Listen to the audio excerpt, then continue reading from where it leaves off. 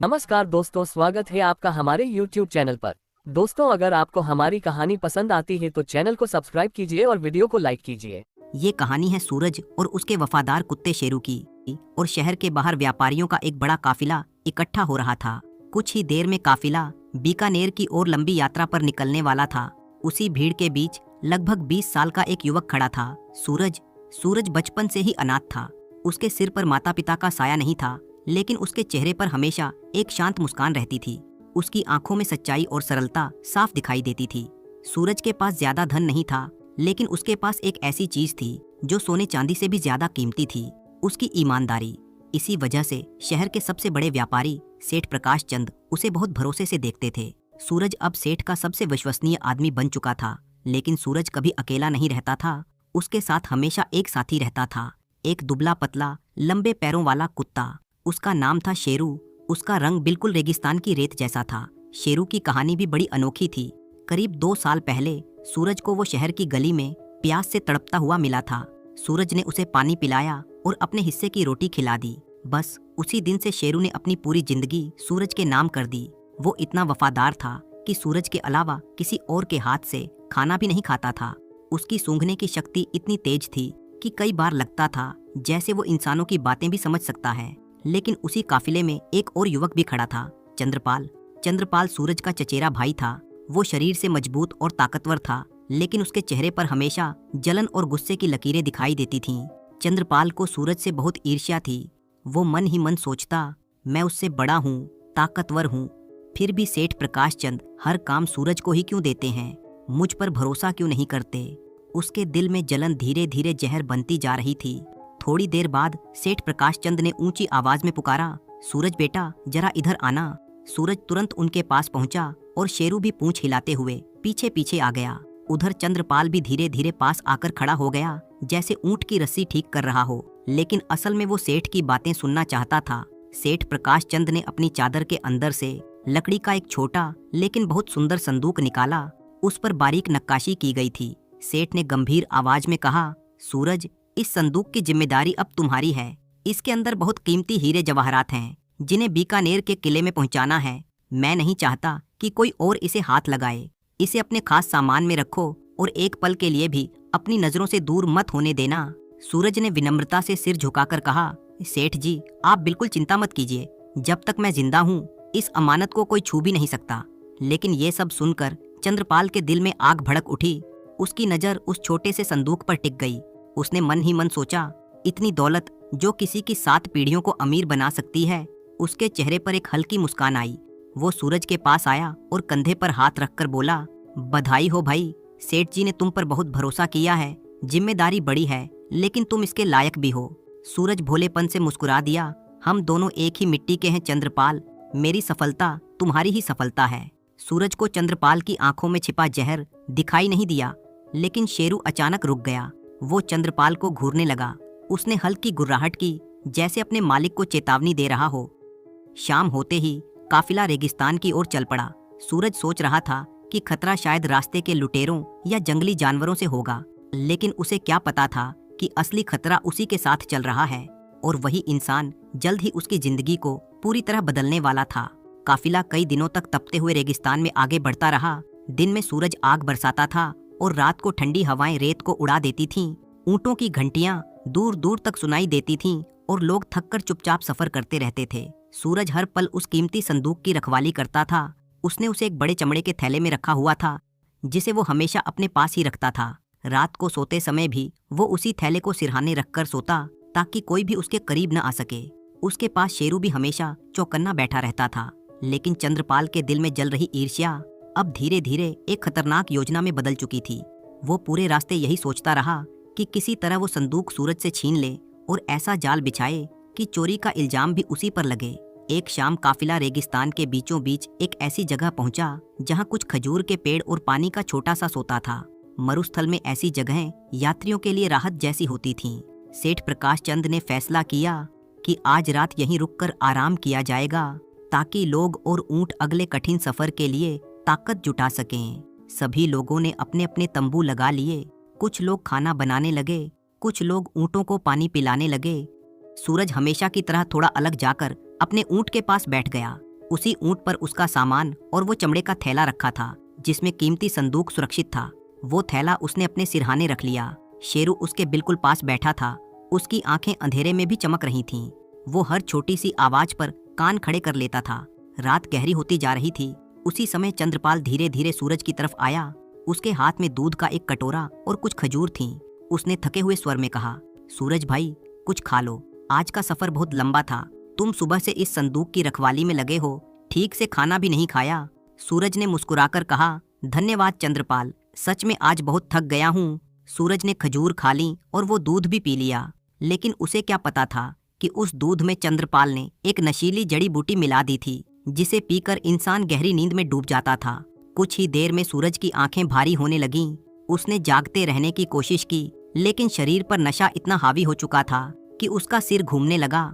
आखिरकार वो उसी चमड़े के थैले पर सिर रखकर गहरी नींद में सो गया। दूर खड़ा चंद्रपाल ये सब देख रहा था। उसकी आंखों में चालाकी चमक रही थी। वो इंतजार करने लगा कि कब पूरा काफिला गहरी नींद में डूब जाए। धीरे धीरे रात और भी गहरी हो गई। तंबुओं की आग बुझने लगी और चारों तरफ सन्नाटा छा गया।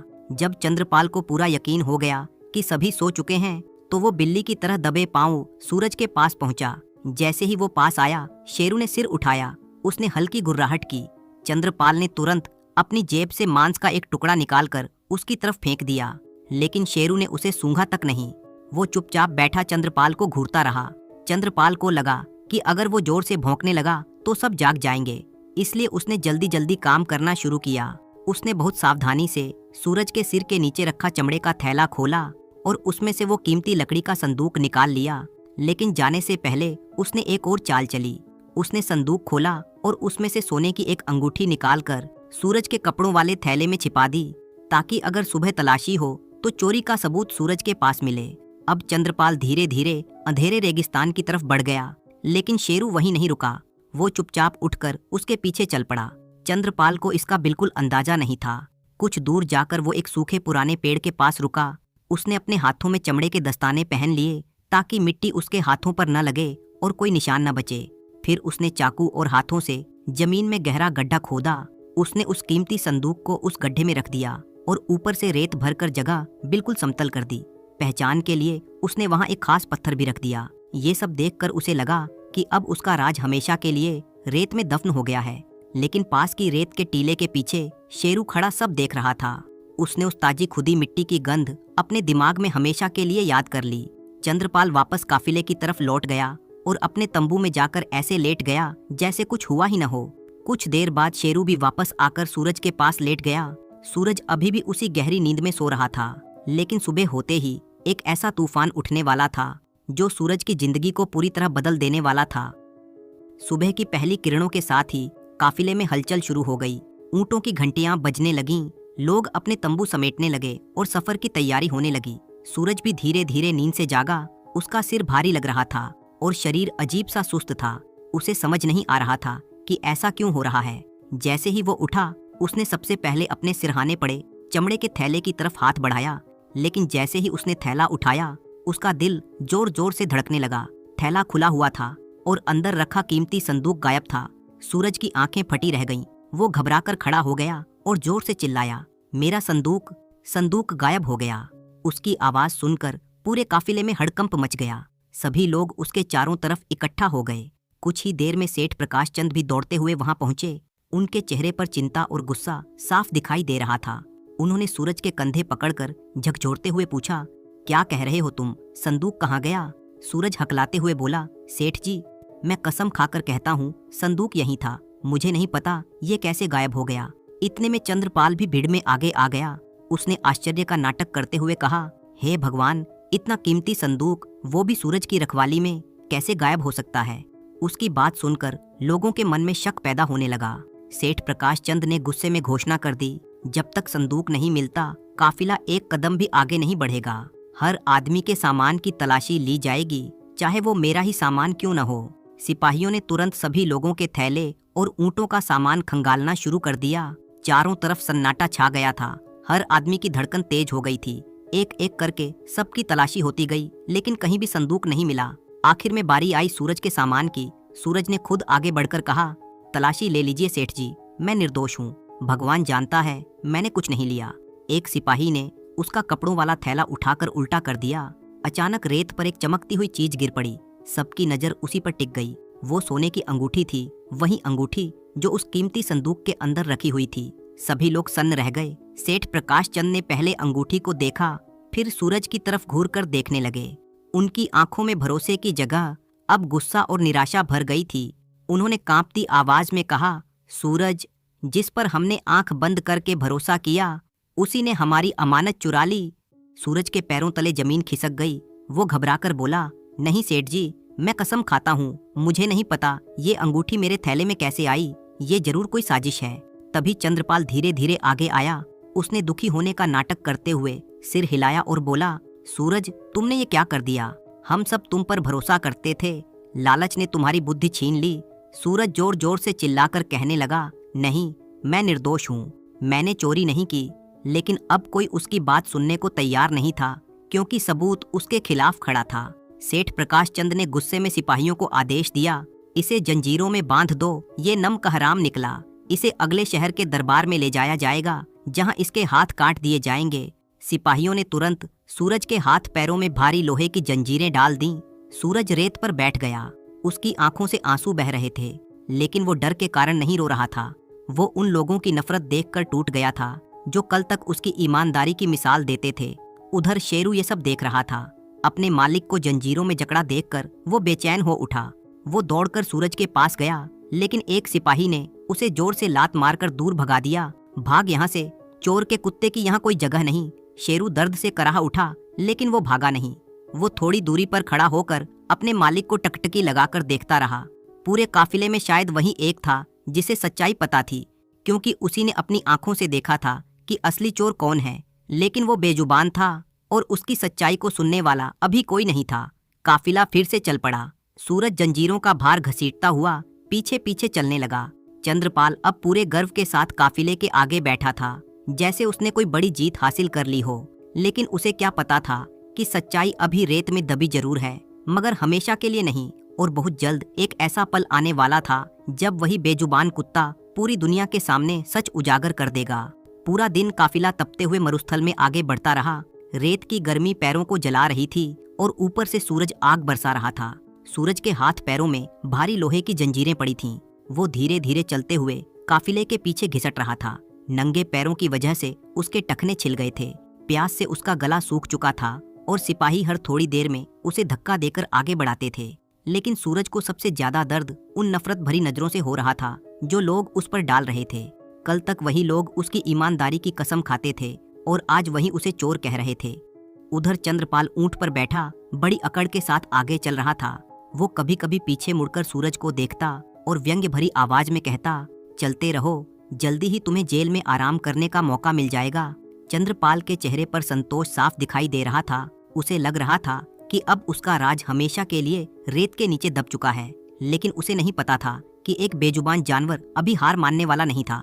वो था शेरू। शेरू पूरे समय काफिले के आसपास ही घूमता रहा। वो भूखा था, प्यासा था, लेकिन उसकी आंखें हमेशा सूरज पर ही टिकी रहती थीं। कभी कभी वो सेठ प्रकाश चंद के घोड़े के पास जाकर जोर जोर से भौंकता, फिर अचानक पीछे की तरफ दौड़ जाता, उसी रास्ते की ओर जहां से काफिला आया था। जैसे वो कहना चाहता हो, वापस चलो, सच्चाई वहां रेत में दबी है। लेकिन इंसान कहाँ जानवरों की भाषा समझते हैं। सेठ प्रकाश चंद को लगा कि शायद गर्मी और भूख की वजह से कुत्ता पागल हो गया है। उन्होंने सिपाहियों से कहा, इस पागल कुत्ते को दूर भगाओ, कहीं ये ऊँटों को परेशान न कर दे। सिपाहियों ने पत्थर उठाकर उसकी तरफ फेंकने शुरू कर दिए। एक पत्थर शेरू की टांग पर आकर लगा। वो दर्द से चिल्ला उठा, लेकिन फिर भी वो वहां से भागा नहीं। थोड़ी दूरी बनाकर वो काफिले के साथ साथ चलता रहा।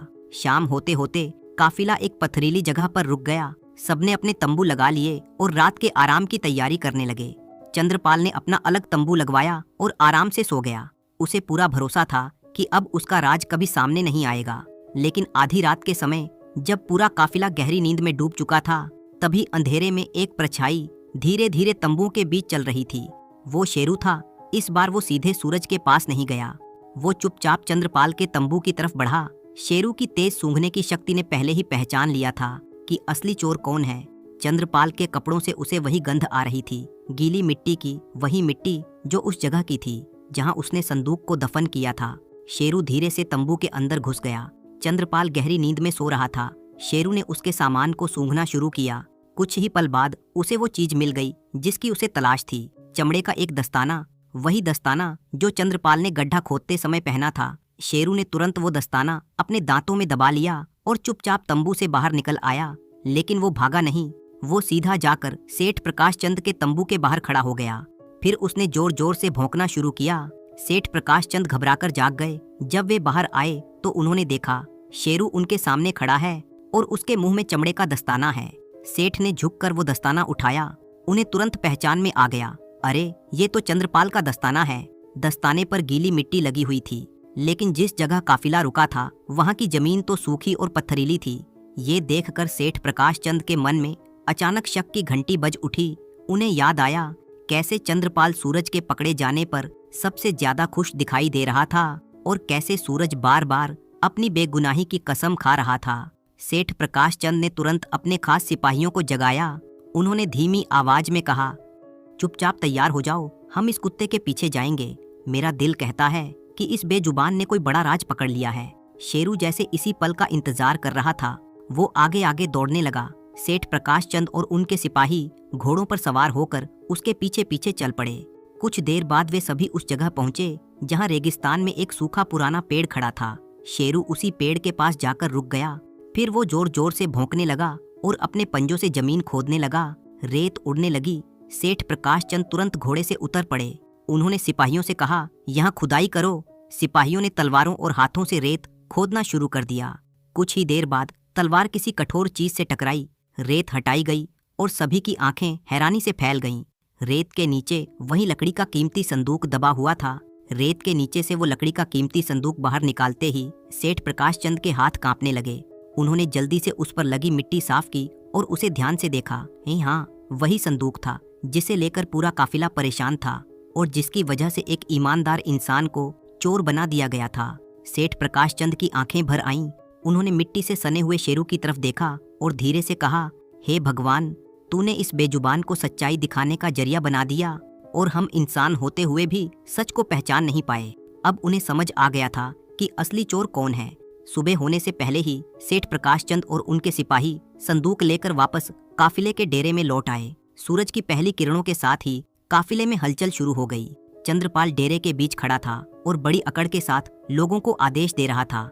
वो कभी सूरज को ठोकर मारकर उठाता, कभी उसे ताने मारता। उसे पूरा विश्वास था कि उसका राज हमेशा के लिए छिप चुका है। उसी समय सेठ प्रकाश चंद घोड़े से उतरकर आगे बढ़े।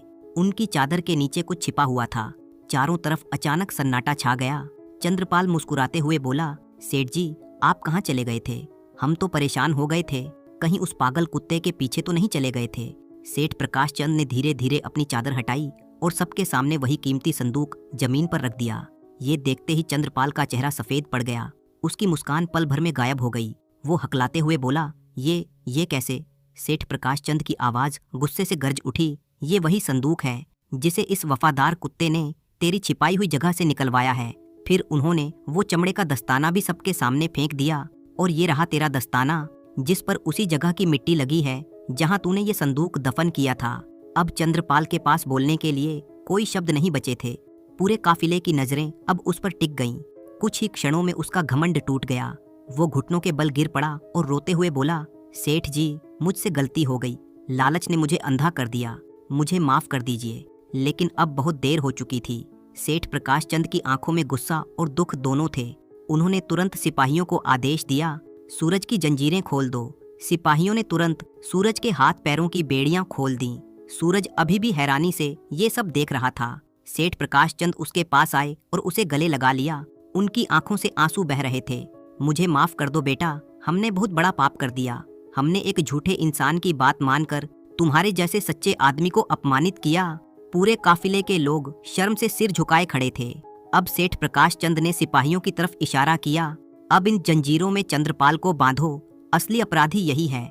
इसे अगले शहर के दरबार में ले जाया जाएगा और वही सजा दी जाएगी जो सूरज को मिलने वाली थी। सिपाहियों ने तुरंत चंद्रपाल को पकड़ लिया। उसे उसी जंजीर से बांध दिया गया। चंद्रपाल अब रो रहा था, लेकिन अब कोई उसकी बात सुनने वाला नहीं था। उधर सूरज सबसे पहले आराम करने नहीं गया। वो दौड़कर अपने वफादार साथी शेरू के पास गया। उसने शेरू को गले लगा लिया। उसकी आंखों से आंसू बह रहे थे। सूरज ने उसके सिर पर हाथ फेरते हुए कहा। शेरू पूंछ हिलाने लगा और अपने मालिक के चेहरे को चाटने लगा। उस दिन काफिले के हर आदमी ने एक गहरा सबक सीखा। काफिला फिर से अपनी मंजिल की ओर चल पड़ा।